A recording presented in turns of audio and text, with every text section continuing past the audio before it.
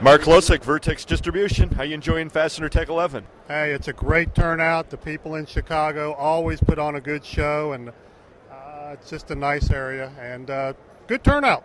What's the highlight for you? Being at the Fastener Clearinghouse booth. Good man.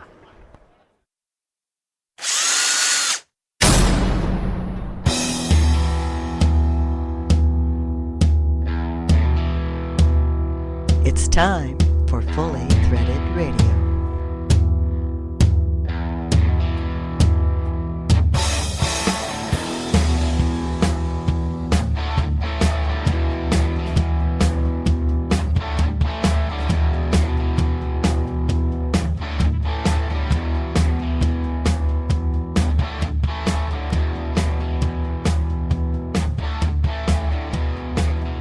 It is Fully Threaded Radio, voice of the FCH Sourcing Network. Brian Musker and Eric Dudas here, just back from the floor of Fastener Tech 11 with another exciting edition of On-Demand Fastener Talk Radio. It's an episode I think Andy Pelz of ScrewCrew.com would say has plenty of fastener juiciness for you. Right. Did you have some fun today at the show, Bri? Oh, I did, actually. Yeah, it was really good. I met some of our very enthusiastic members came along and said hello, and one I hadn't seen for a while, actually, and told us how FCH was going for them. So it's really good to hear positive stuff. It is really good to hear that type of thing, and that's what shows are really good for. Hey, everybody, thanks for joining us. This is episode 27. We'll be uploading to the Fully Threaded site on June 16th, 2011. You know, we've got a few things to talk about, Bri, and among other things, you and I have to put the fasteners down for a little while and get our gear ready to head up north for the muskie season opener in Ontario. It's that time of year, my friend. Right. Actually, I was having a quick look to see what oil is required in the engine as well. So, you're right. The show's been good, but now we've got to get and do some really serious stuff very quickly. Yeah, starting with some last-minute boat maintenance. Right. A little bit of checking the wiring. It seems like every single screw in the boat undoes over a week of fishing. So, you have to go and tighten every single screw up and check all the electrics and all that sort of stuff. We'll get there. It'll be good. And, you know, I had an opportunity to get my casting arm in shape about a week and a half back. I was out fishing with Beacon Fasteners and Components head honcho Bob Wagner and Joe Peplinski. And let me tell you something. We put so many bass in the boat that day, my thumb is still sore. That's good sore, though. That's how you know you had a good day, man. Yeah, that's right. Yeah, those bass lips are like sandpaper, you know. Well, hey, speaking of Joe Peplinski, why don't we get to today's lineup, and then we'll get this show rolling. We've got a really good post-Fastener Tech 11 show for you, everybody. We're going to start with some coverage from the show floor. We put together a little montage. I think everyone's going to find that really interesting. Then we'll talk with Joe Peplinski from Beacon Fasteners and Components. He was out in Asia recently. He's got some good feedback for everybody from that trip, and he's also got some news about a new line that Beacon is carrying. Then we'll talk with Pam Berry of Advanced Components and Lou Aderman of the Aderman Group, and they're two of the ladies who are heading up a new group, Women in the Fastener Industry. They were also out at Fastener Tech 11, but during this interview, we're going to learn a little bit about what they're actually doing with this group. And of course, as always, we'll get things kicked off with Mike McNulty's Fastener News Report. Mike was at Fastener Tech 11 and a departure this week. He actually recorded this edition of the report right from the floor of the show. Amazing what modern technology can do, isn't it? It is. Yeah, it was kind of fun. Right. You know, I'd like to thank everyone who attended the presentation I did at the show, which was entitled Trends in Social Media for Fastener Professionals. I think it went really well. I got some nice feedback, and it was good to kind of take the temperature of the industry. I mean, people are really across the board in adopting social in this business, and it's coming on. I wouldn't say it's coming on strong, but it was definitely good to compare notes with what other people are feeling and seeing. Yeah, you did have some good feedback, and it was a good informative talk. And Should tell people that for anyone who wasn't actually able to make your presentation, they can get the notes of the presentation from the Fully Threaded Radio site. Just go there. There's a little box you can fill in, put your name and address, email address, and they'll get sent to you. They're worth reading. Talking about slow adoption of social media in the fastener world, we put that picture of Jack the Fastener Dog up on our Facebook page. And I mean, I got some emails about it. People were talking about it. We don't really have that much actual commentary on the Facebook page. But then I realized that we had the option for people other than admins disabled for them to upload their photos. And Pam Berry had actually sent me a picture. She's got a fastener dog that works in the office with her as well. It's Cassidy, the fastener dog. So I put that up there for her. And a couple other people at the show were saying they were going to put their pictures up. And I guess a lot of fastener dogs are out there. Now, Jack is not going to be happy to think that he's got a bit of competition. Does he surf Facebook a lot, or how's he going to know, Don't tell him. No, I won't. I won't even show him. He sneaks in to have a look at the screen occasionally, okay?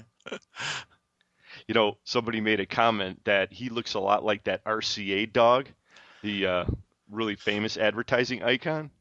Right, yeah. I don't know what sort of dog that was, actually. Well, I looked it up here. It's on, of course, the source of all wisdom in the universe now, Wikipedia. They say that the dog's name was Nipper, and his lifespan, this really surprised me. I knew it was a long time back, but he was 1884 to 1895. And wow. the title of that famous photo that he was in, listening to the phonograph record, kind of with his head tilted. Yeah. It was called His Late Master's Voice. And they were speculating that he was either a Jack Russell, which is what Jack the Fastener Dog is, or a Fox Terrier, possibly a Dalmatian Terrier, or an American Pit Bull. Right. In our part of the world, it wasn't RCA, it was HMV. I mean, there are two labels. That one was the American label and one was the rest of the world label. Right. So, yeah, we had a little dog looking in a gramophone too. Hey, I tell you, folks, if you do have a picture of your fastener dog, put it up on the Facebook page. Let's see what we can get out of that. There's a little contest for everybody. I mean, beats doing meaningful work, right? Yeah, right. Why would we bother with that?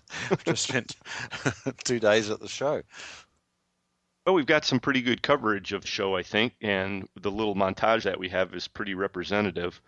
I was surprised about the lack of a theme, though, really. Did you kind of catch on to a theme, or was it, what were you hearing? Yes, it seems that there is a theme, or there was a theme, and it was, how do you listen to Fully Threaded on your mobile phone? Yeah, I talked to a bunch of people who were asking that question also, like the BlackBerry people mainly. Right. And since neither you and I have Blackberries, we know that you can do it, but we're not sure how. Now we know exactly how, okay? Because one of the listeners came rushing up to us in excitement and told us that they'd worked out exactly how to do it. Yeah, it was Jackie Ventura. Right. You push on a little button which said podcast, and you type in fasteners, and up comes Fully Threaded Radio. Right. That's pretty easy. It's a little bit of a trick, but I guess the real theme there, at least, is that a smart way to listen to Fully Threaded is to put it on your smartphone, because people just, a lot of them don't have time to sit there in the office and listen to the whole thing. But I think it's catching on. That's the good part. People are becoming aware that that's an option.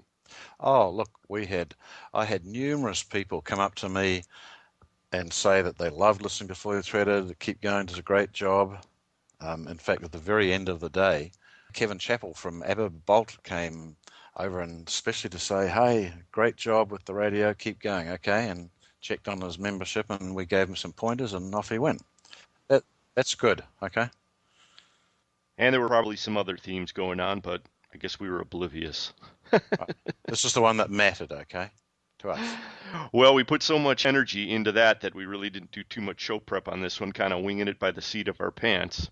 So why don't we just let everyone know that we'd love to hear from you. Please do check in with us on the Facebook page. We're also out there on Twitter, and you can check out our occasional posts under the handle Fully Threaded, and email us anytime. We'd be very happy to hear your feedback that way too, at ftr@fullythreaded.com.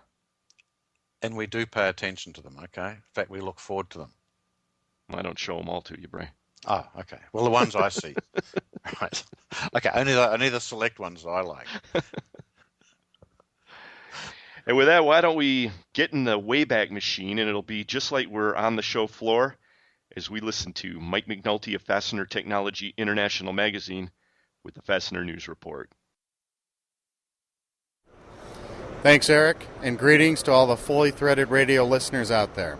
This is Mike McNulty with the Fastener News Report, brought to you by Fastener Technology International, their print and digital magazine for the fastener industry. For this episode, I'm reporting 400 miles west of our normal Northeast Ohio recording location to bring you the Fastener News straight from the floor of Fastener Tech 11 show at the Rosemont Convention Center. Even though Rosemont is just a short train or car ride from the bright lights and excitement of downtown Chicago, I'm staying here in Rosemont and I'm still staying focused on the fastener industry. Okay, Eric, our lead story today is the 2011 staging of Fastener Tech. The third production of Fastener Tech exhibits, seminars, and networking opportunities is about halfway over as I speak, and the consensus so far is that it is a solid success. The overall mood of the show is drastically better than it was in 2009. Some statistics for the event are over 100 exhibitors, more than 1,000 attendees, 7 educational events drawing several hundred registrations, and a upbeat reception featuring over 500 industry professionals. There was a lot to see and do at Fastener Tech, and here are my top 5 observations so far. Number 1, the all-industry focus, the Chicago area location, the every other year scheduling, and the ease of participating are the key strengths of Fastener Tech. Number 2, money is still tight, so the free seminars were the most crowded, with Eric Dudas, your fully threaded radio host, drawing the largest audience for his Trends in Social Networking presentation. 3, free food and drinks were very popular as Fastener Tech delivered twice on this front with its free exhibitor lunch and the complimentary all-industry reception. 4, co-location with the Surfin event for surface finishing technology was a good decision that added value for Fastener Tech visitors and exhibitors. And number 5, metropolitan Chicago is easy to get to, and it is still in the heart of the American fastener industry, with a majority of the industry located in the Great Lakes regions of the United States and in the Canadian province of Ontario. More than a dozen fastener industry publications and associations were involved in the planning and the execution of the 2011 event. The next Fastener Tech, which is organized by the Midwest Fastener Association and Fastener Technology International Magazine, is planned for June of 2013 in Rosemont. Later on in the show, Eric will give you some on-the-floor interviews of attendees and exhibitors. Now let's move on to the Fastener Newsmaker highlights. Danlock Bolt and Gasket, LLC, a manufacturer and distributor of stud bolts and metal ring joint gaskets, has opened new Danlock Express operations in Carson, California, Virginia Beach, Virginia, and Edmonton, Alberta, Canada. The 3 new sites are the 3rd, 4th, and 5th locations in a series of Danlock Express operations established in the USA and Canada. These sites offer fasteners ready for immediate shipment as well as custom configuration of studs. TriFast, the manufacturer and distributor of TR Fastening Brands products, is looking at possible acquisitions and expansions after turning a recent multi-million-dollar loss into a $4 million pre-tax profit this year. The turnaround is attributed to a new approach to purchasing, restructuring, improved logistics and warehousing, as well as a recovery in markets.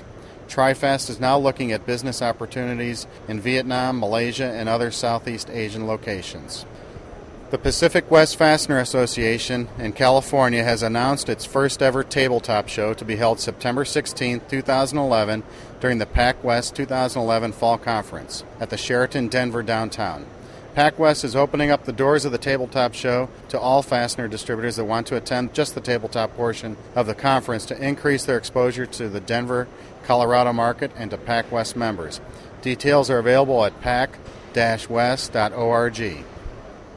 Intercorp, an importer of high-quality construction fasteners under the Strong Point brand, has released its new product catalog and redesigned its website, which can be seen at strong-point.net. ND Industries is expanding its Taiwanese division. ND Taiwan has increased its floor space by over 50%, which is being filled up with additional processing machines, all custom built by ND. The equipment is being used to apply Teflon, microspheres, plastisol, and nylon patches to nuts, bolts, and other small parts. Susan Hurley reports that the 15th Annual National Industrial Fastener and Mill Supply Expo will feature not only fasteners and mill supplies, but 2011's largest display of fastener-making machinery and tooling. The show is scheduled for October in Las Vegas, Nevada. The United States International Trade Commission, USITC, has determined that there is a reasonable possibility that the USA is being injured by imports of Chinese and Mexican galvanized steel wires, as well as imports of steel nails from the United Arab Emirates. All products are allegedly being sold at prices that are far below fair market value. As a result, existing duties on UAE nails will continue, and investigations on imposing duties on wires from China and Mexico will begin. Our final newsmaker headline: the 10th International FastTech Exhibition takes place March 13th to 15th, 2012 in Moscow, Russia. The event, which has been organized since 2003, is billed as the only trade exhibition of fasteners in Russia. Details can be found at fasttech.ru. That's spelled FASTTEC.ru. Finally, let's turn to the back page of this report. Here's where I present a personal interest story and some editorial comments. The subject this week is the Pilgrim Screw Corporation in Providence, Rhode Island. On June 1st, the Providence Journal ran a nice story on Pilgrim Screw, an 89-year-old family business that makes fasteners for the aeronautical industry.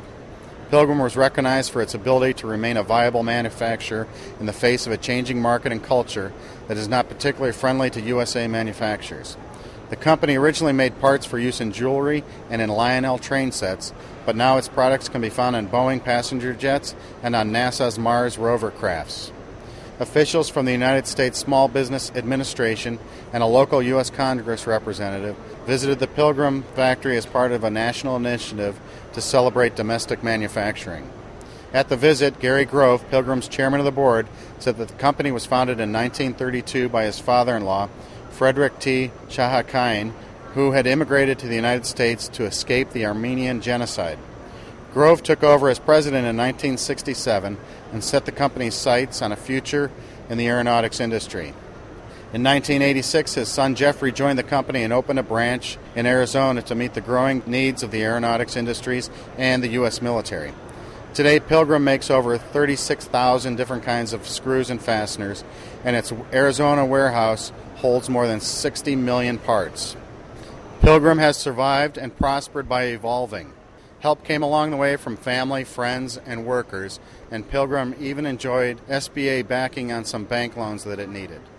I like these stories because they fly in the face of so-called modern wisdom, and they are the kinds of things that have made this country great. About 9 decades ago, someone came to the USA to exchange a bad situation for one of freedom and opportunity, and today dozens of people make a living off the resulting fastener business in Rhode Island. Today, it seems to me that too many people are looking for handouts or flocking to regulated employment instead of starting or expanding their own businesses. Because of undisciplined spending accumulated by the trillions over the last 20 years, the U.S. government is on the verge of default, and the days of helping small companies or getting out of the way of business growth are nostalgic ideas of the past. Today, we have political leaders citing giant entitlement programs, regulation, and stimulus spending as things that make this country great. I strongly disagree. It is thousands and thousands of individuals and their small success stories that have made the USA great. We need to get back to the basics, and our government needs to shrink and step back while people like the Groves and companies like Pilgrim step forward and grow. This has been Mike McNulty of Fastener Technology International, bringing you the Fastener News Report. Visit FastenerTech.com to learn more about the fastener industry, and send your news, comments, corrections, or complaints to me at McNulty@FastenerTech.com.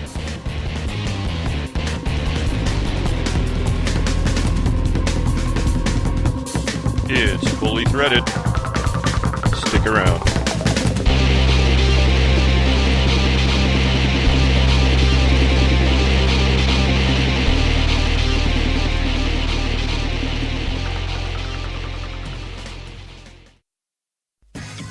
FastenersClearinghouse.com. Search and source from over 500,000 line items, all just a mouse click away and available at no charge. When the need arises, you won't find a better place to locate hard-to-find fastener inventory. It's where you need to be. This is Joe Truckee of Cal Fasteners, and Fasteners Clearinghouse works for us. This is Robert Wanzer, and Fasteners Clearinghouse works for American Imperial. This is Andy Pell from ScrewCrew.com, and FCH works for the fastener industry. Join the sourcing network now and show your inventory to a whole new market. Turn slow movers into cash. List up to 10,000 line items. Show them to distributors only or to the world. FastenersClearinghouse.com. It's where you need to be.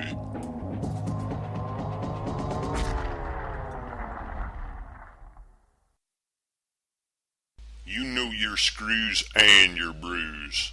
That's why now there's a beer brewed just for the fastener industry. That's right.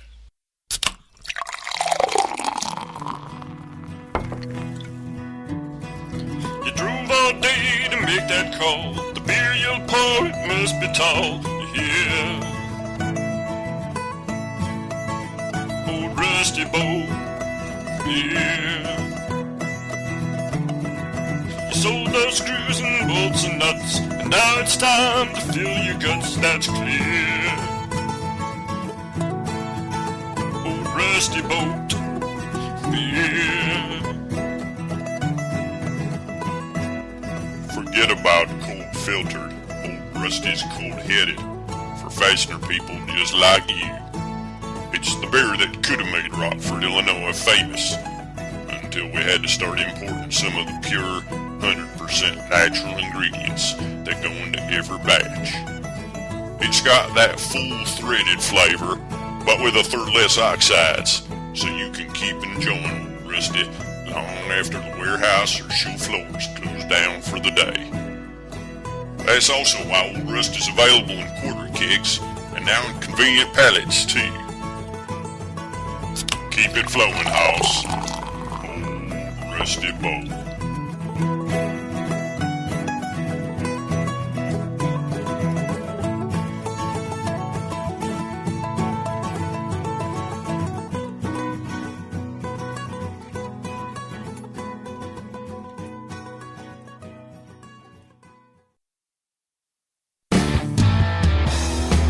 This is Matt DeLauder from SWD Incorporated, home of the Black Ox, wishing the MWFA a happy 65th anniversary. You're listening to Fully Threaded Radio.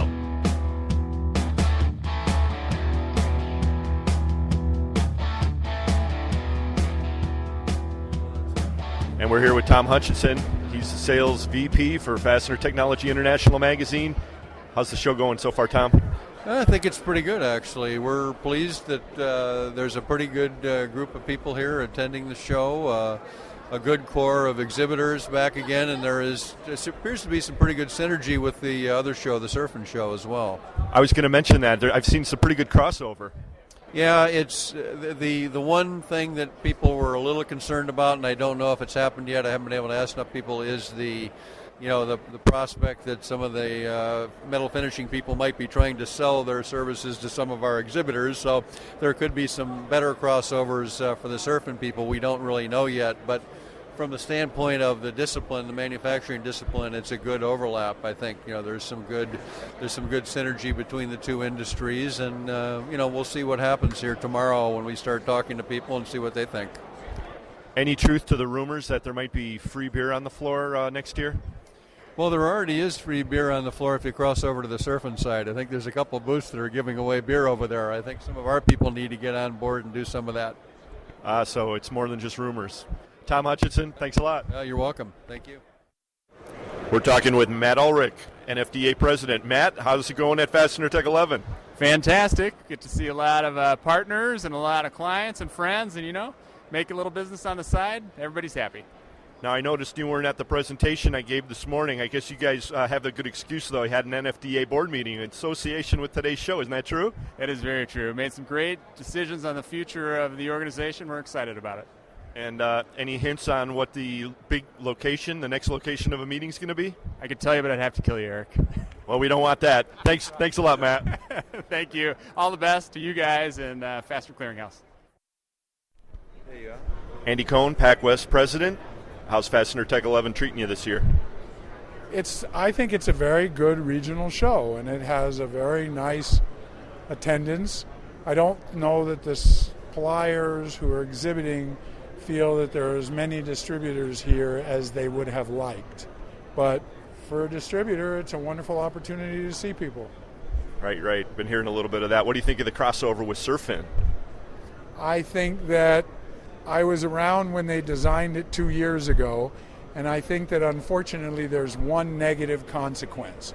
And I just mentioned this to the guy who put it together, and that is that the old-time, hard-drinking fastener people don't want to admit it, but they're embarrassed at how much better drinkers the plating people are than they are. Now, did you hear any rumors about some bad ice going around last night? No, didn't hear anything. I was at the Cubs game. Thanks, Andy. And I'm here with Deb Douglas of Doka Fasteners and Jackie Ventura of Fidelis Fasteners. Hi, ladies. Say, here's the floor question of the day. If you could be any fastener, what would it be? A screw. A large diameter bolt. Now, these are very interesting. We're not going to go too deep into it, but we really appreciate it. You having fun at the show today?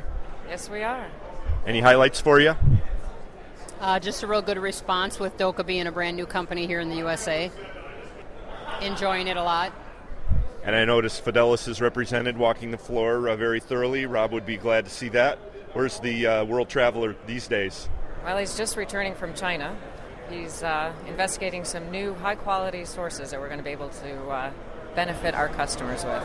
Well, when he gets over his jet lag, we will certainly catch up with him. Thanks a lot, ladies. Thank you very much. Thanks. Have a great show. We're here with Steve Shaper of Easy Lock, and we're at Fastener Tech 11 on the floor. What are you seeing on the floor here, Steve?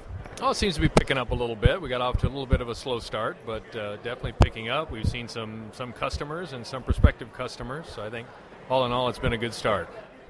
Well, that sounds positive. Anything new in the world of Easy Lock you want to share?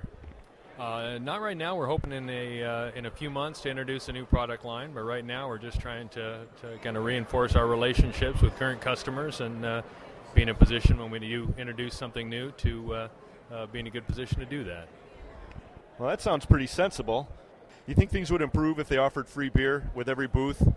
Free beer is never a bad idea, so I think that would be they would definitely have my vote in that regard. Okay, we'll put you down in the yes column. Thanks a lot, Steve. My pleasure, thank you. Tim Whitmire, you're our neighbor here at Fastener Tech 11 at the Matinar booth. Tim, if you could be any fastener, what would it be? Big stud. Well, that's obvious. It's been a pleasure being your neighbor here at Fastener Tech 11. Thank you. We're at the after party after day one, Fastener Tech 11. Here we are, Tom Hipp. You enjoying the party? I am. What are you drinking there? Is that apple juice? This is a Rusty Bolt, actually. Oh, Rusty Bolt. Brought in from Marty Nolan out of Cleveland, Ohio, and it's a good brew. Now, does he know traveling salesman? I think he does, personally. I talked to him about the traveling salesman. I think he knows him. You know, we've had a little bit of conversation on the show previously about that. I don't know that we've ever really had any association between the two. I don't know for sure. I don't know. I think Marty Nolan does make the Rusty Bolt. I'm not the traveling salesman deal. Well, it looks like a refreshing beverage. What did you think of the show today? It was awesome. Awesome. Good turnout. Plenty of booth, plenty of activity, a lot of distributors, a lot of smiling faces. Tom Hipp, we'll talk to you tomorrow. Have a good day. Looking forward to it. Nancy Rich, you're the Executive Director of the Midwest Fastener Association. Congratulations on a really successful show so far, Fastener Tech 11. Thanks, Eric. It's been a great show. We're very pleased. We worked very hard at this. We were hoping this was going to be the year to pick up with the down economy, and it's looking great. Yeah, it really is. So everybody's been talking about what a success it is co-locating with Surfin, and any comment on that? Actually, it's been very good from both groups. We've had great feedback. We've had a couple other groups stop by, talk to us, want to talk to us about future plans and see what we're doing 2 years from now. So we could build onto something very exciting here. Oh, a little suspense there. Well, we're going to stay tuned for that. All right, now here's the floor question of the show. If you could be any fastener, what would it be, Nancy? If I could be any fastener, well, let's see. Washers don't float, do they? I'd say I'd like to be a washer and float away on a beach about tomorrow this time. Oh, that's a good one. Well, you deserve it. Thank you so much. Thank you, Eric.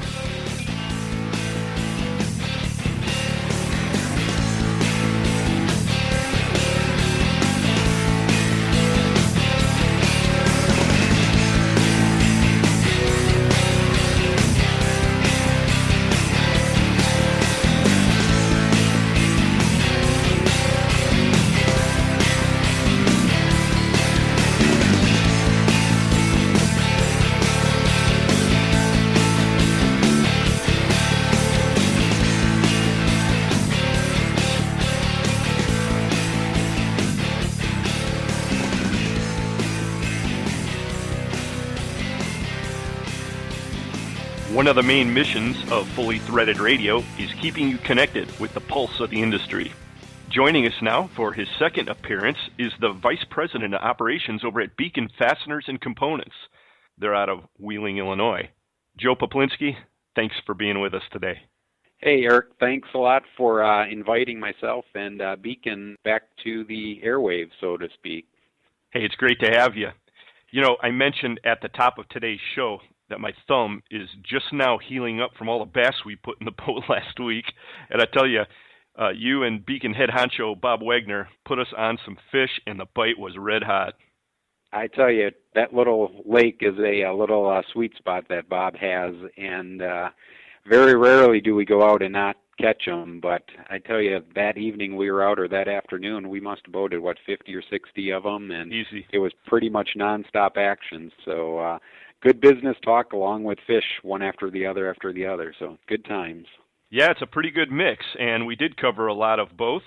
Why don't we change the subject right now to business? And I'm sure you have some perspectives that Fully Threaded listeners will want to hear. What are you seeing out there in the market these days, Joe? You know, from the Beacon perspective here with our customer base, all of the distributors that we're dealing with, we're extremely bullish on what we're seeing yet. You know, we've heard some concerning economic news, whether it's on the radio or the TV or whatnot. But I tell you, our customer base is telling us that they are very positive. What they've seen this year through the first 5 months are going to continue through the rest of the year, and you know, we're looking at an even stronger 2012. So we're happy with what we're seeing, and that's coming from all sizes of distributors, from some of the largest to some of the smallest, to some of the companies that participate in the industry that do not actually sell parts or make parts, you know, some of the service providers. So everybody that we're talking to is telling us that they're happy with what they're seeing. They think it's definitely a sustainable trend, and we're basing our business model on that, and we're basing the investment strategy to capitalize on it. Right, and we'll talk about that in a few minutes, how you're actually doing that. But I guess that's good news. I don't know where it's all coming from, but keep sending it, you know? Yeah, exactly. And again, we, 9 times out of 10, we don't know where the parts we sell to a distributor ultimately end up. But for the lion's share of the products that Beacon distributes to the distributors, we know it ends up in some sort of end-use application where a manufacturer is making something with some of the screws we provide. So there is some manufacturing in the U.S. taking hold, and it, at least on our side, it continues to grow nicely. So it's a nice feeling. Now, you just returned recently from a trip overseas. You were in Taiwan and China. What'd you see over there, Joe? Yeah, I traveled. It's been a couple weeks now, but myself and Jerry, our QC director, traveled, and we visited a number of factories, a number of long-standing suppliers to Beacon in Taiwan, and then some newer folks as well. You know, overall, the markets over there are relatively strong. There's still some uncertainty, some concerns with them looking towards the U.S. market. Is the growth going to sustain? A lot of the folks there had said that they had a relatively strong first quarter and then, say, April. But as April and May wore on, they started to see a little less activity with regards to the incoming quotes and the orders. But by and large, they're relatively strong. You know, again, they're comparing off from some really weak numbers, so to speak. But the fundamentals seem to be there. From a cost basis standpoint, I guess I'd approach it from two different angles. One being Taiwan. There's only a few determining factors with regards to the parts we all play with on a daily basis: the steel costs, the currency costs, and the overall capacity at these factories. Steel has been relatively stable. I think everybody is expecting to see some subtle increases between now and the end of the year. But in Taiwan, anyways, we've not seen any major run-up, something that is easily manageable for us and hopefully our distributor customers managing it to the end user. Currency in Taiwan to the U.S. dollar, that's been moving, but it's not been as moving as much as it did in the earlier months of the year. So the challenge in that is the estimates with regards to what the dollar to the Taiwan dollar ratio is. They range anywhere from, for 2011, somewhere around a $28 exchange. In 2012, the rumor is about 27 Taiwan dollars to the U.S. dollar. So there's another couple percent that we're all going to be faced with, and that one's pretty transparent. It's a dollar to dollar, so there's no way anybody is padding costs, so to speak, in that type of equation. The other piece in Taiwan is the capacity. All of the products that we're buying today are predominantly coming from Taiwan. There's small screws. A lot of the smaller factories that we've worked with over the years continue to do well. The big challenge they have in the market that we've seen with our product lines is the secondary process, the heat treatment process. Due to the Chinese anti-dumping ruling between China and Europe, a lot of those parts moved from China into Taiwan and filled up their pipeline of production over the course of the last couple of years anyways. So that has put a strain on some of the heat treaters. And again, a lot of the factories we deal with within our product lines, they're not the major factories over there that have their own in-house heat treating and in-house plating. They're simply smaller product lines, smaller producers. So that has caused a little bit of a ripple effect. We've taken a look at managing lead times accordingly and so forth. So it's just being smart about what you're doing, understanding that lead times do move around and trying to stay on top of it. So we haven't seen the lead times move out much the last month or so, but prior to that we saw a little bit of movement on those. So, but again, overall Taiwan is busy. There's no doubt about that. They had a nice uptick from the year before, as well as that whole European anti-dumping brought a lot of business to Taiwan. Now the variable there is the World Trade Organization's reviewing the rulings as far as the anti-dumping and determining whether it's valid or whatnot. Once that decision is finalized and disposition is made, if that ruling is lifted, a lot of those parts will move back to China from Taiwan. If it's not overturned, or if it's not, if the percentage anti-dumping duties aren't small enough, that business will stay in Taiwan. So we're all kind of watching with eager ears open and eyes open to see what the final ruling is and what the net effect is. So, but Taiwan's strong. They are doing well. They keep producing parts within the expected lead times, and not really any major surprises yet from the island. Question for you regarding independent of the influence of the WTO situation, do you see any evidence of supply being kind of drawn to China away from the rest of the world from Taiwan? Not so much in Taiwan. I don't see that personally on the factories and the suppliers that we deal with, or past relationships I've had. Where I see it more is just simply in mainland China. They are continuing to ramp up their internal steel demand and really using more and more of their resources themselves. So they've got some challenges ahead that the government is trying to essentially smooth out, and one major one is a social issue, and the fact that their population continues to enjoy the movement from a lower income to a middle income type environment, and thus their population starts to expect more. And one big area that the Chinese government is trying to help that cause is on the infrastructure with regards to housing. Housing is such a major component of their economy today, as far as there's a lot of speculation, people buying properties with the expectation that the value is going to raise significantly.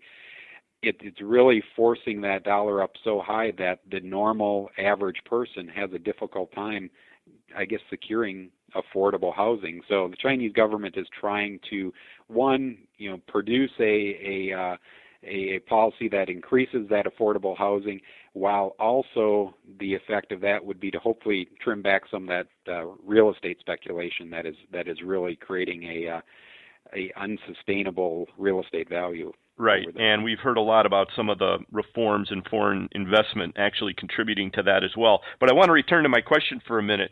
Are you saying that some of the higher-end manufacturing that Taiwan has been focusing on is shifting to China now? It's twofold is what I'd be saying is the parts due to the anti-dumping that were once in Taiwan that had migrated to China over the years for cost reasons, those parts moved back to Taiwan when the anti-dumping ruling for Europe first came out. Now, if that ruling is overturned, the likelihood of those parts staying in Taiwan is very small. Those parts will migrate back to China. In addition to that, the Chinese factories are very eager to increase their value to the customer, and that is by moving from the A307 grade 2 type material products up the chain into more critical components, more heat-treated products, grade 5s, grade 8s, more specialized parts. So there is a drive within the Chinese market to improve the products they sell, to simply sell more expensive parts, more valuable parts, and so forth. That's happening over the years. But where it goes, the big determining factor in my eye is that ruling to see how much business potentially moves back to China with basically the stroke of a pen. Got it. Hey, regarding Beacon, you were saying actually you made a big splash with some of the press releases that came out. You've moved into a new product line, haven't you? Yeah, absolutely. We are going to continue to grow our business. One major area of growth that we see this year is the machine screw product line. Beacon has typically focused on small screws, on the parts that there just aren't a tremendous amount of high volume parts to a category of items. And we really look at product lines that have multiple SKUs, hundreds, if not thousands of SKUs to support a full line, that it simply fits well with our model, because the major factor between us and a lot of our competitors is we do not have a carton quantity minimum for our distributor customers. If the customer wants to buy 2,500 pieces and it's boxed 5,000 per, that's no problem for Beacon. We're staffed to do it, to break standard box quantities down day in and day out. Machine screws fit that model very well, so we pulled the trigger back in January, placed our initial orders, and that product has all but, I would say we've got about 80-85% of the product here in Wheeling right now. And we went heavy. We're looking at about 1,500 line items, number 2s through half-inch diameters, all your lengths you can think of, virtually all the drives, all the head styles. It's all steel zinc. And the other nice little piece of our puzzle is knowing that we placed all these orders right at the beginning of the year, everything we will have on the shelf will be 100% RoHS compliant. I know, we've all looked at in turning over inventory that wasn't RoHS, legacy inventory. Right. And, machine screws, there's a lot of parts that simply don't move very fast. And I can say with confidence that every machine screw in our warehouse today and tomorrow will be 100% RoHS, whether it's a quarter by half or a quarter by 5 1/4. It's all falling into that category for us. Well, all hands were on deck the other day while we were walking through the facility, and you've added quite a bit of capacity to the warehouse operation you've got there. Yeah, we, our warehouse manager, Al, he's been with the company, I believe, 10, 15 years or so, and he was getting a little concerned. He knew that we had placed all these large orders, and the bottom line is we had to come up with about 40% more capacity. Put all this stuff somewhere, Al.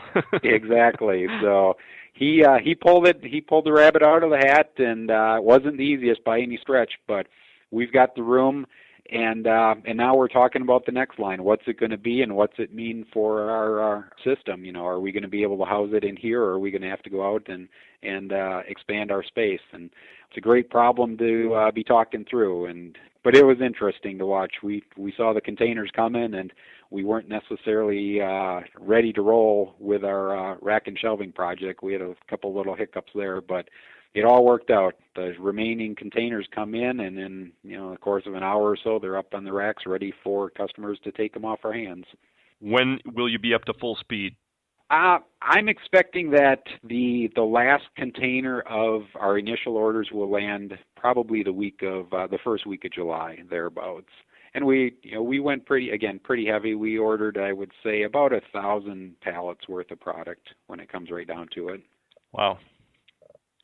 One of the other things we did when we were walking through the facility is we stopped in the quality area and talked with Jerry Stachansky. He's going to come on a future episode of Fully Threaded Radio. I think he and Brian are going to have a great time talking about some of the more, well, at least in my opinion, arcane aspects of QC. But it was great to see that operation actually in real life. I heard a lot about it. Yeah, we take quality serious. We like it when people come into our facility because they see it firsthand that we aren't just putting something on paper that we say we do this or we say we do that. They actually see firsthand that parts are being tested day in and day out. And actually, since your visit, Jerry got his official letter or notification from the ASME committee that he's been accepted to join the committee. So he's going to become more of an active participant in the quality of our industry itself. So we're really excited about that, and it just, again, shows that we're committed to quality, and we're committed to continuing to improve our parts as well as, in some cases, everybody's parts. Well, you've got a great team over there top to bottom, so hats off to you for that. And in the unlikely event that anything ever doesn't work out for Beacon, I say you and Bob Wagner start a guide service because you'll never go broke with the kind of fishing you put me on. I think that would be an awesome side job, to say the least. And to that note, you had mentioned Brian being interested in doing a little fishing. Maybe we need to have a FCH Beacon outing where it's a little competitive. Oh, I think we'd give you a run for your money there, Joe. We're up for the game anytime. Well, I think you can pretty much write that one down in the books because we'll be there. What a fantastic lake that was. I tell you, we had a great time. Absolutely. Well, Joe Peplinski, you are the Vice President of Operations at Beacon Fasteners and Components, and we really do appreciate you coming back on with us to share everything that's going on at Beacon, your travels to Asia, and just your market overview. Really, really do appreciate it. So again, we appreciate the opportunity to talk to your listeners, and obviously we appreciate their business. So we're going to continue to do what we do and hopefully continue to separate us from the competition. Joe, we'll talk to you soon. Thanks a lot.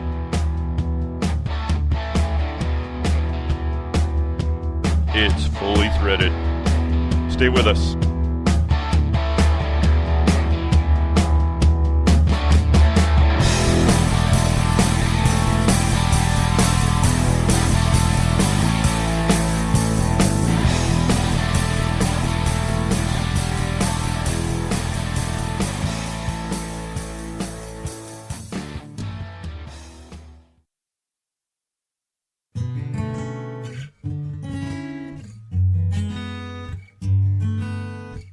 This is Tom Buddenbone. I am the membership chair for the NFDA and the partner in Technology Components Southwest.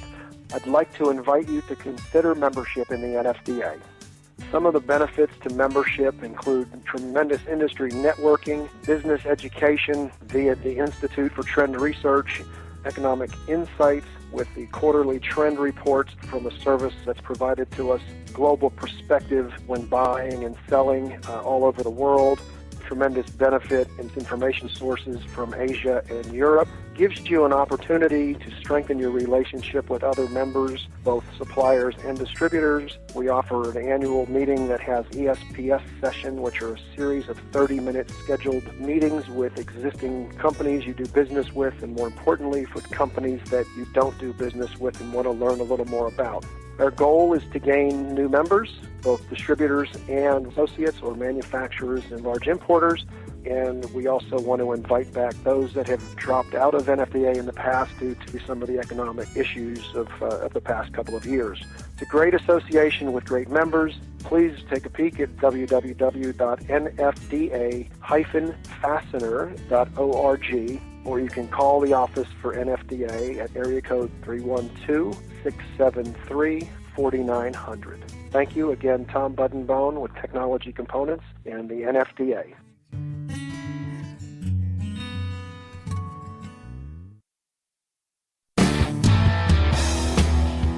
Hi, I'm Deborah Douglas with Doka Fasteners Incorporated out of Auburn Hills, Michigan, and I listen to Fully Threaded Radio.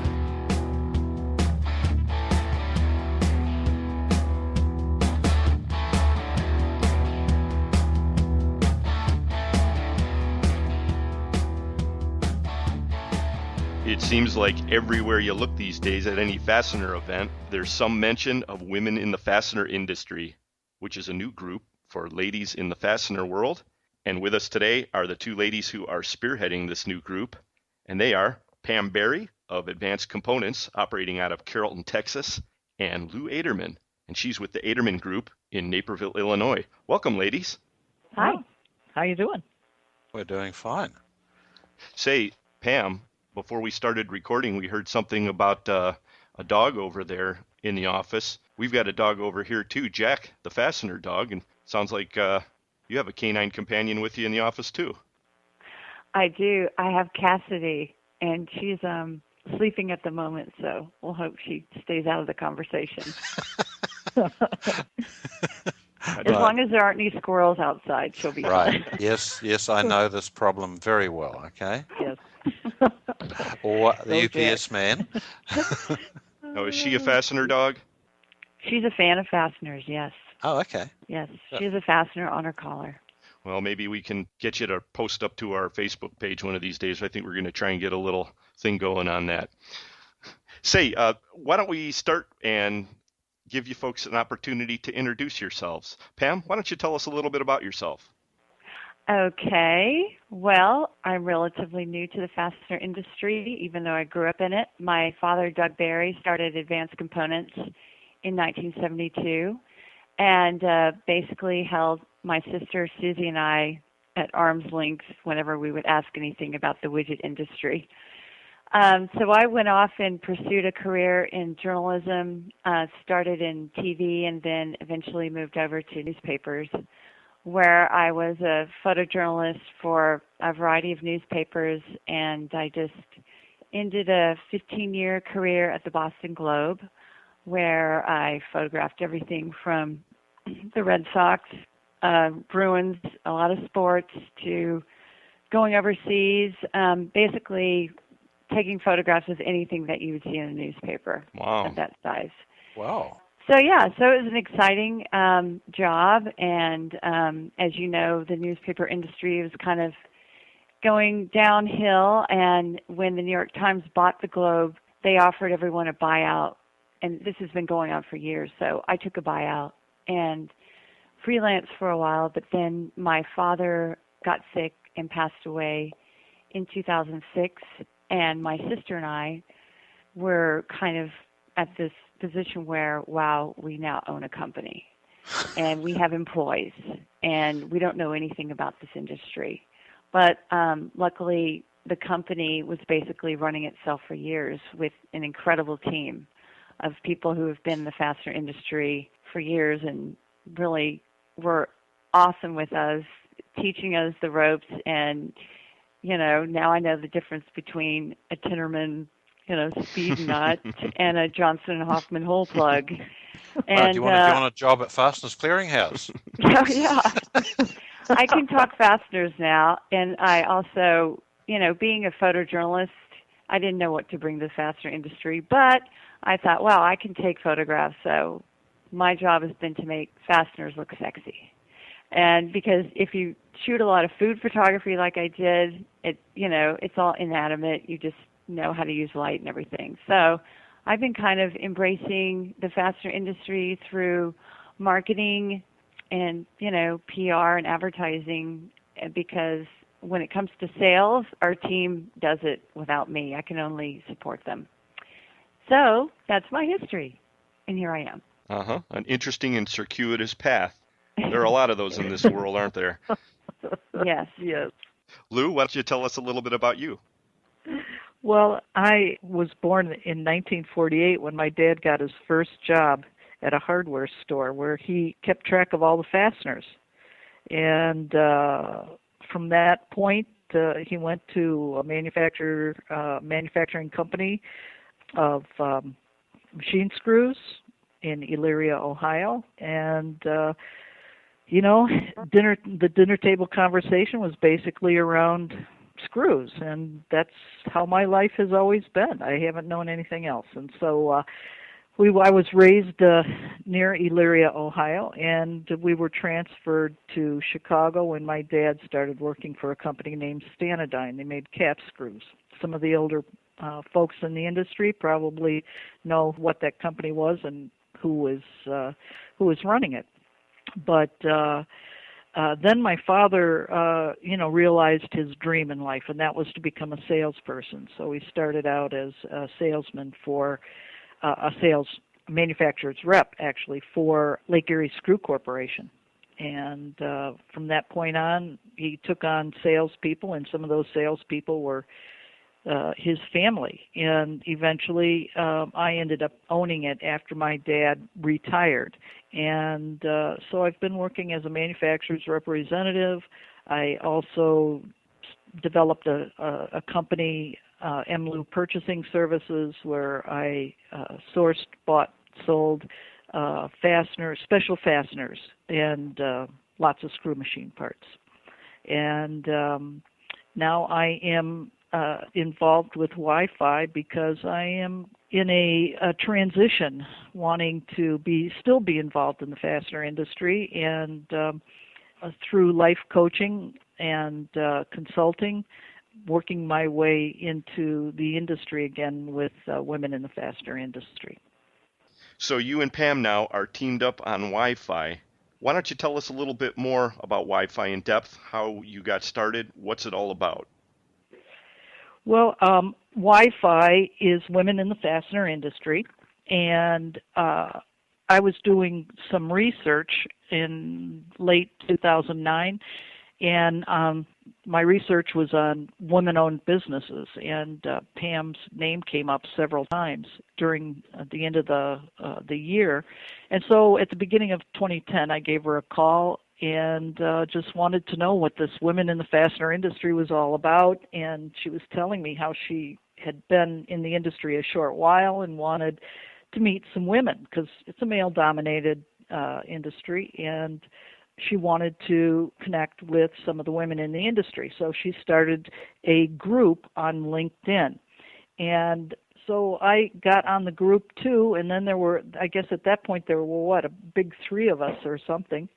And because Pam was really busy and didn't have time to develop the group before the national trade show that she was going to. So she really gave me free rein and said, "Hey, do what you want. Let's do something with this." So since then, we are at about 140 women on LinkedIn in our group, and we now have a mission statement, and that statement is to provide opportunities for women in the fastener industry at all levels of experience to unite in order to educate, mentor, and encourage one another for the express purpose of advancing women in the fastener industry. So that's just a little bit of how we got started. Well, you're doing a good job of getting the word out, because I see a lot of evidence of that as I looked around LinkedIn, and also I see out on Twitter at the trade shows, and so it's good to see that. When did you get that mission statement finally accomplished, Lou? That was just about 2 weeks ago, actually. We have an advisory board. We meet every couple of weeks on a conference call. There are about 8 of us now, and we're just moving towards, the end goal here is to become a nonprofit association. And that's why we started with a mission statement, and that's really giving us more of a push towards actually having our articles of corporation. We're developing those now, and we want women to join. We need, some financial backing just to run the association. Who doesn't? Yeah. Really. So Pam, why would women in the industry want to join Wi-Fi? I mean, why join Wi-Fi as opposed to any other association? Well, I believe that there's strength in numbers, and that a group of like-minded women in the industry can get a lot more accomplished than a single individual. Right now, I think we have a really powerful set of women, and the energy is really positive. We talk about current topics, at least. I mean, right now we're really just limited to LinkedIn, which I think is a great platform, because you can have a discussion and people can just put out their comments. Whereas if we were just, in the old days, as an organization that only met a couple of times a year and you only had a website, you can't have these organic current discussions.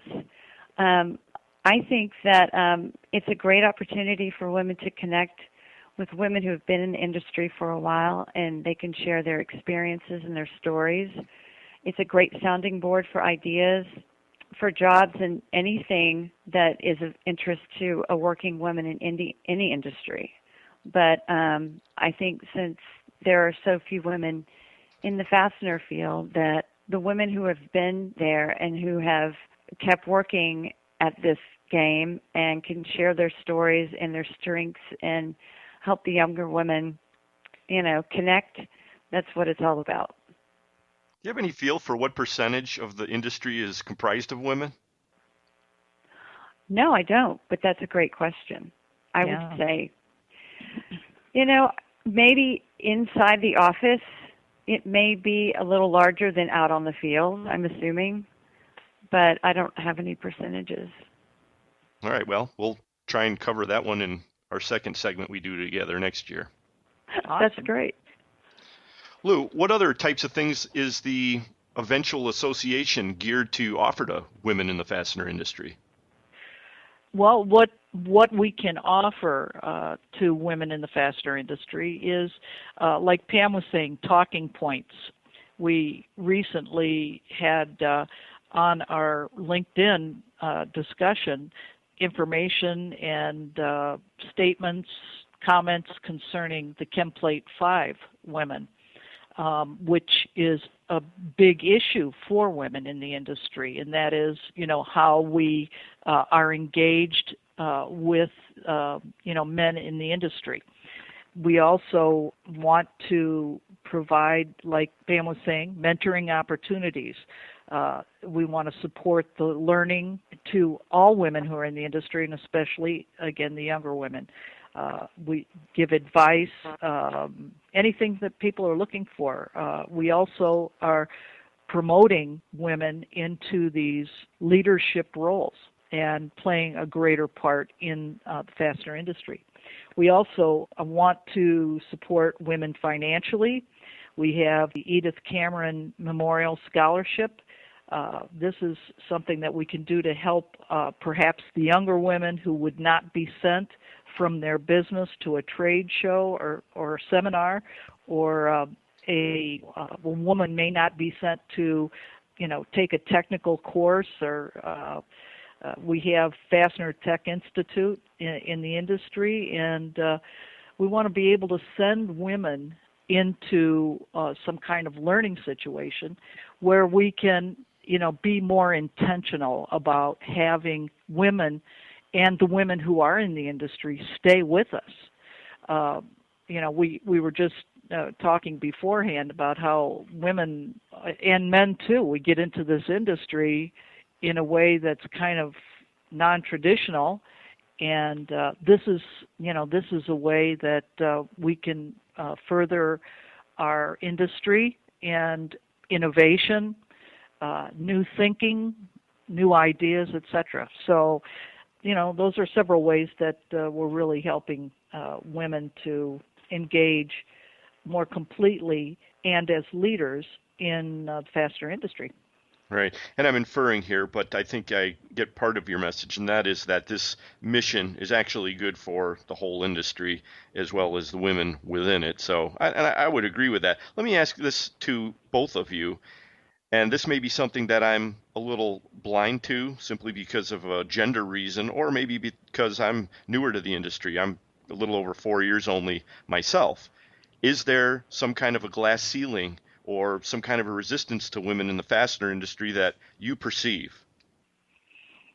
You know, I haven't been in the industry that long either, Eric, so, but from what I've heard from our first event that we had in Las Vegas last year, listening to seasoned veterans like Mary Chambers, I think there is not exactly a glass ceiling, but there is some resistance.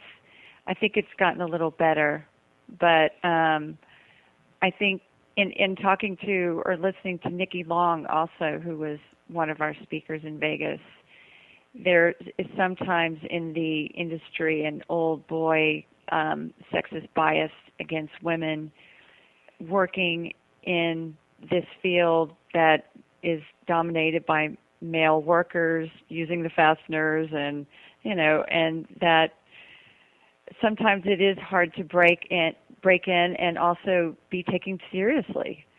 So this is one of these things that we talk about is negotiation versus compromising.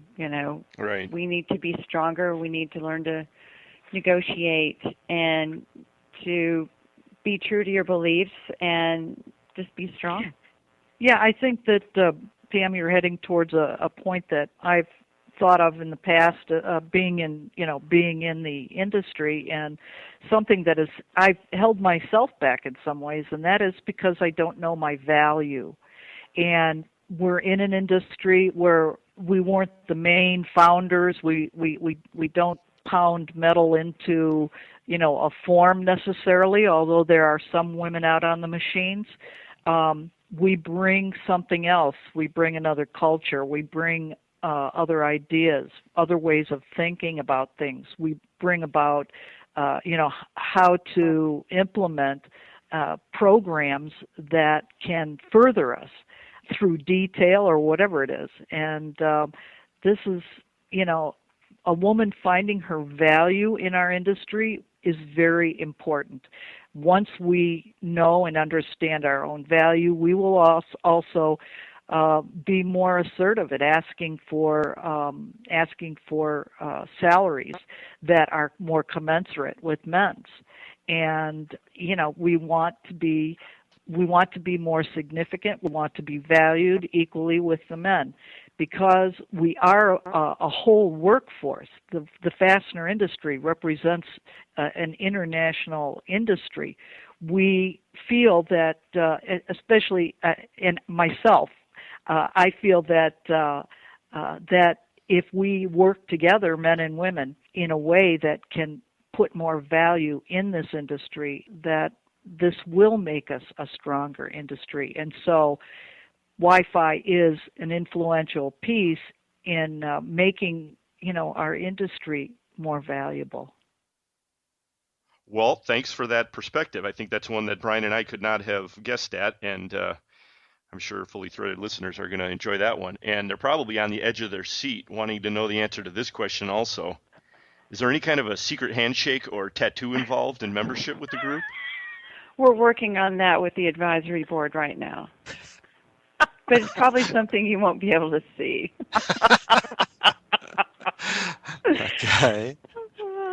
Yeah, see, I had a feeling that was going to be the case. I'll tell you this, it won't be a screw. Okay, yeah. Oh, gosh. You couldn't use that anyway, because we use that as the sign of FCH, the head of one, okay? Okay. Well, we also use, our logo is a logo that Pam developed with a graphic artist, and it is the head of a cap screw. Right, and you can see that all over Twitter and other places as well, and you do a pretty good job of that, I must say, ladies. Let me ask you, how strong is the influence of social networking, social media on your efforts so far? How important has it been for you? Well, I think that's pretty much the only platform we're running on right now is social media. We're still working on our Facebook page, and we use Twitter when it's appropriate. I think it's only really useful if you've got followers who are in the industry on Twitter. And as far as this industry, I still think it's pretty limited as how many people are out there actually using it. Right, I would agree. I think it's mostly used almost robotically by a lot of companies, just throwing out, this is for sale, this is for sale. I wish it were used more socially in events, say like in Vegas, that if everyone did use the same hashtag, and that we could all connect at that bar or restaurant and have our own little rave or something, It would be great if we could all connect a little more on those platforms. But right now, I would say LinkedIn's working great for us. We're working on developing our website, which websites now are pretty static unless you have links that go back to your social media. So we're trying to figure out what exactly would our website have, and that's about it. We don't have any videos on YouTube, but we'll be working on that. So then the question would be, if you have already got, you're using LinkedIn, what you consider to be effectively, and Eric says it must be, and you've got a Facebook page, what is the real relevance of a website for you then? Exactly, yeah. Well, a lot of people are scratching their heads on that one. Yeah. Well, it's kind of like, why do you have a phone, a landline in your house anymore? It's just something that people do to be, I don't know. I guess once we get our nonprofit status, then, it might just be relevant to have a web page there. I think the question is, and our advisory board is working on this, on, what will our dues be for our members? Because if we want to move beyond just a LinkedIn page and be more effective, then we're going to have to start charging dues, and then those dues will in turn pay for the web page and everything. So what's great about the social media now is that it's free. And all it costs is my time or lose time. And we're happy to do it, just to be connected to our members. So Lou, are there any upcoming events for Wi-Fi that you are promoting through social media? Yes, as a matter of fact, there is. Jennifer Friel, who is the first woman chairperson of the IFI, will be speaking at the National Industrial Fastener Show in Las Vegas, at actually the first of, we hope, many speaker series. So, yes, we're interested in getting people, both men and women, to attend this program. And, Jennifer herself was also in television and a reporter herself. And so, we're looking forward to hearing how she ended up in the fastener industry, which is a lot like Pam and I through our fathers. And so we hope to hear her perspective on the fastener industry and what it's like to be the first chairperson of the IFI. And that's coming up at the Vegas show in October. Correct. Well, my guess it's going to be another one of these great how I got into the industry stories. And I was really surprised to hear that one about you, Pam. Are there any episodes where you met somebody famous or something wild happened in one of these sporting events that stick out in your mind? Well, yes, but probably not a sporting event, more of a political events or, I had to pretty much photograph everyone, and for a long time I had to, since I was in Boston, I had to follow Bush at Kennebunkport. Bush won, which was a whole crazy scene, as you can imagine. Oh, I bet. Yes. And that was the days before Twitter, too, so I guess you didn't have any liabilities there. No, you just chased him at high speeds or ran after him on the beach. Okay. Well, I look forward to hearing a few more of those stories out in Vegas. Well, ladies, before we wrap things up, why don't we give you an opportunity to throw your contact info out so people can get in touch with you, find out more about Wi-Fi and so forth. Lou, you want to let us know how folks can reach you? Yes, first of all, for Wi-Fi, if you can get on LinkedIn and join our group, Women in the Fastener Industry. Pam and I are readily available with everybody else on LinkedIn. For me, my email address is adermanco, that's ADERMANCO, @AOL.com. Perfect. Pam? You can also follow Fastener Women on Twitter, and that's, as it says, Fastener Women. And we send out tweets every once in a while, more so during shows. And you can also find Wi-Fi on Facebook. You can contact me at pberry, BERRY, at advancedcomponents.com. Advanced Components is your source for specialty fasteners. Right on. Wow, done well. And specialty photography. That's right. Now, did you right. take the fastener pictures that are on your website? Yes. They're very good too. Yeah. Okay. I should have guessed. Right. And all of our ads. Yes. Oh, cool. Okay. Well, that's good. Yeah, I was Thank looking at you. the site and I thought, gosh, these are really, they're actually good pictures. Thank you very much. Fastener people are, as a rule, multi-talented individuals. Exactly. Good point. That's right. Well, thank you so much for joining us, Pam Berry and Lou Aderman. We look forward to seeing Wi-Fi flourish, and we'll support you however we can. Thanks for joining us. Thank you very much, Eric and Brian. Appreciate your time. Thank you. It's been a pleasure. You could turn it off now, but really, what would be the point? It's fully threaded.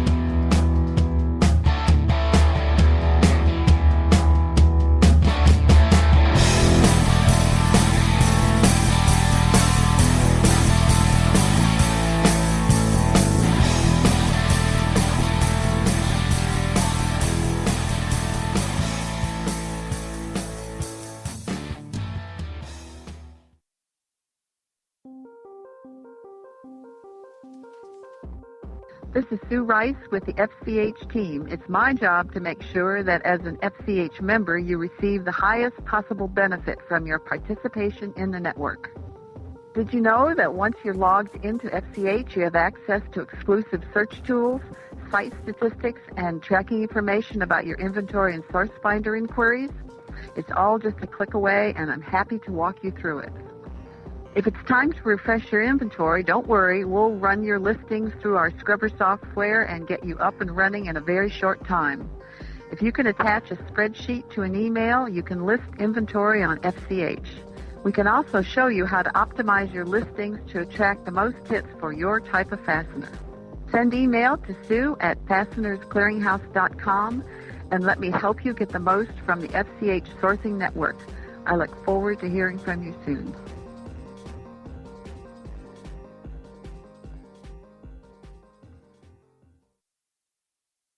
Hi, this is Hugh Hewitt for the Injured Marine Semper Fi Fund, www.semperfifund.org. Over the past 7 years, twice a year, the wonderful people who operate the Semper Fi Fund and many amazing Marines who have been the beneficiaries of the charities that have supported the Semper Fi Fund, including many thousands of individual donors, have come into my radio studio to tell their amazing stories of serving their country, of being wounded, and how the Semper Fi Fund has helped them make that transition back to recovery. Unfortunately, Bethesda and Walter Reed are full again. More and more men and women are coming back from the war injured, sometimes awfully so. We need the Semper Fi Fund to be there for these Marines and those soldiers, sailors, and airmen who served alongside of them. Please consider a gift to the Semper Fi Fund. Very low overhead, extraordinary capacity to get money where it needs to get in a hurry, and great management, including some of the senior Marines who have ever served under the flag. When you're looking for something to do that will make an impact, please check out the Semper Fi Fund. That's www.semperfifund.org, www.semperfifund.org.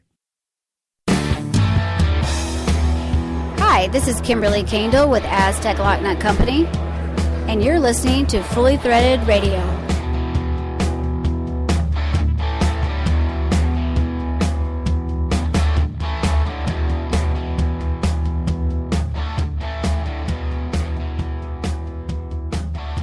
Brian and Eric, your online fastening soul brothers, back with you.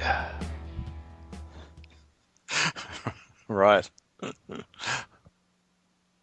know, I should have asked Lou and Pam if you have to be a woman to join Wi-Fi. I forgot completely to ask about that. Well, you know, I was by the booth once, and there were people there who were not women asking questions about it. So maybe you don't have to be. Right. Well, I don't know if I'd want to join, but I am curious about that. Well, I think I've got an even better one for you. You know, they had a booth that was sitting right up against the curtain, and then the other side there was not an adjoining booth. So I knew they had some free coffee over there, and I figured I'd sneak in there and get a cup. And so I came in behind the curtain, and, you know, now I'm standing in the booth, and I was standing next to Lou. And a guy actually did come up and started asking her all about the organization. So I was standing there next to Lou. It was almost like I was representing the group. And I didn't really quite know what to say. It was kind of an awkward moment. It was a bit hard to sort of steal out the back of the booth. It made it look like it was all a cloak and dagger stuff. Yeah, that would have had guilty written all over it. Yeah, so I just stood there and tried to look official. Okay. Did it seem to work? Well, that's a good question. We'll have to ask Lou. Maybe she'll have some impression on that one way or the other. Okay. Because I think when I was there, Joanne Bialis was there. She didn't push you out the back door? No, she wasn't there at the time. Ah, okay. That's why. It's a continuously evolving situation, a fluid situation there on the show floor. As everybody knows who's ever been at a fastener show, there's nothing quite like it. Right, you've either got people all over the place and everyone's trying to ask you questions and no one's got time, or whether you're sitting there with no one coming. Everything is one of these great mathematical studies of the irregularity. I can honestly say that I never came to that conclusion, but okay. I could see that you've put a lot of thought into that. I have, yes. That's why you're the technical muscle on this team, Bri. Thank you. And I relied for a little bit of technical help from the really nice guy in the booth next to us, Tim Widmeyer from Matanaya Coatings. I was trying to get some pointers on how to make some of our finishes a little more, I guess, generic, and he gave me some great advice. Yeah, plus they had those great giveaways. You put those non-stick pads on your dashboard and your cell phone will never fly off. It's just a fantastic, fantastic innovation they have there. I know, and I actually gave quite a number of them away on Tim's behalf when he just wasn't happened to be there. People kept coming and saying, "What are these things?" I'd say, "Well, you know, it's one of these things you put on your dashboard and your cell phone doesn't slide off when you go around a corner." So I said, "Oh, that's a great idea." Yeah, I'd say we're pretty good trade show floor neighbors to have. Right. When we're not giving out your literature and premiums for you, we're making you laugh or just I guess, drawing an audience. Right. So if you're next to us in Vegas, folks, you could do a lot worse. Right. And maybe we can talk about that during the next episode. But right now, we got to start getting our gear ready for our big fishing trip. And I think my mind is really starting to wander because it's been a long year since we hooked into some muskie. So that's right. Why don't we thank everybody who attended our booth at Fastener Tech 11, as well as our guests. And they were Pam Berry of Advanced Components, Lou Aderman of the Aderman Group, Joe Peplinski of Beacon Fasteners and Components, and of course, Mike McNulty with Fastener Technology International Magazine. Way to stay focused in the midst of all that mayhem. Right, he did a great job, actually. I would have been very distracted.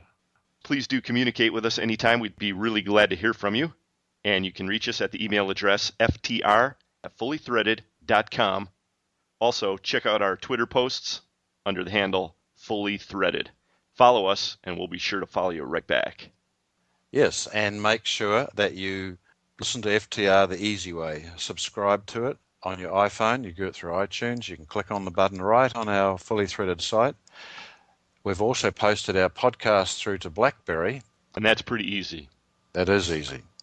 And Jackie Ventura did it, so you can get with her if you need further instructions until we get our videos on this all up. Yeah, I was discussing this with Eric and how he said you need a video, which is true because we spend all this time trying to convince people how to do it. Right. Well, we'll get some videos up hopefully in the near future, and we'll put them up on YouTube and also on our Facebook page. Speaking of Facebook, If you've got a picture of your fastener dog, or any other picture for that matter, assuming that it's nothing to do with Anthony Weiner, get it up there on our Facebook page. We'd be really happy to see it. Yeah.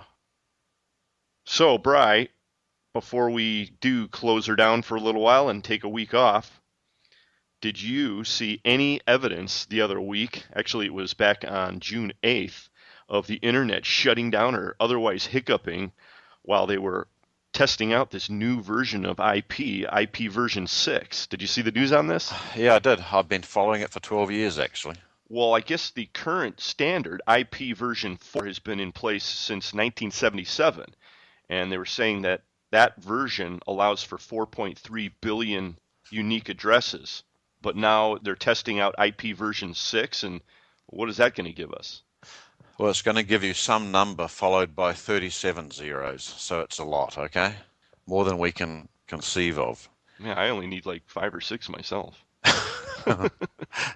Well, you would think that, that's enough to cover everyone on the earth, but the fact is that as you have a cell phone and a laptop, you used up 2, so you can have double the number of addresses needed. The problem is these two systems sort of have to run in parallel, and so it's not as if they can just have them both running together. Either one runs or the other one runs, and they have to make sure that if they switch over, then a whole set of the world doesn't all fall apart. So back on June 8th, they were running IP version 6, and was this all across the internet? And do you hear, how did the test go? The tests went very, very well. There were some what they expected, that they expected they'd find some sets of routers that had not been upgraded that didn't work, okay? And so what would happen is a person would just come up with a page not found error. That's what would happen. But there really were very few of those, okay? They've identified those, and I'm sure they're all being fixed up. It may be they do another test, but I suspect they won't. They're just going to decide one day to make it go live, okay? Well, the only thing, and I was keeping my eye open, our traffic on Fasteners Clearinghouse was good and strong that day, so it didn't look like we had any negative effects. But I noticed that on LinkedIn, for a good part of the day, I was unable to get to my connections. You'd come to that page and the whole thing, and basically it would just clock for a while and it would turn out blank. And they've been scrambling over there. They've been releasing a lot of new features. I don't know if that's because of the IPO that they did recently, but they've been doing a lot of development there. Do you think that was related to the IP version 6 test? No. I believe that was a software problem as a result of some of the new software they're releasing. If you had a problem with IPv6, it would be a straight, what we know as the 404 error, where it just comes up with this really horrible message, page not found, okay? All right. Well, we'll keep our eyes open for that. Now for the major question on my mind, is any of this going to have any impact on our GPS for our fishing trip next week? I mean, this is really where it comes, this is where it gets personal. Right. Well, as you know, it couldn't have any worse effect than it currently does, okay? The benefit could be that our GPS unit would just tell us that we were not 500 yards up the bank somewhere. It might actually show us being on water when we're fishing. Yeah, I don't know. We seem to be the only guys on the planet who have all these problems with the GPS in our boat, but hopefully this year it's not going to steer us into any half-submerged reefs or anything. Yeah. Maybe we could threaten the company that actually made it to release their name. It's a terrible unit, okay. Fortunately, my cell phone is much more accurate whenever it gets a signal, okay? Keep that to yourself, Bri. We don't want anyone calling us. No, I know. I can't afford it to get actually less accurate. That's right. Of course, Sue Rice, our membership coordinator, she's going to be out there to help everybody if they have any FCH issues. But until further notice, Brian and I are heading for the bush, and we hope that you are all out there selling some screws and having a lot of fun doing so. And we're going to do a slightly different sort of selling. We're going to be selling our lures to big muskies. And I hope there's a lot of buyers. So do I. And with that, we'll put episode 27 in the books. Okay. Hey, folks, you have a great week, as will we, okay? Look forward to next time. For Brian Musker, this is Eric Dudas. Thanks for listening, and we'll talk to you next time.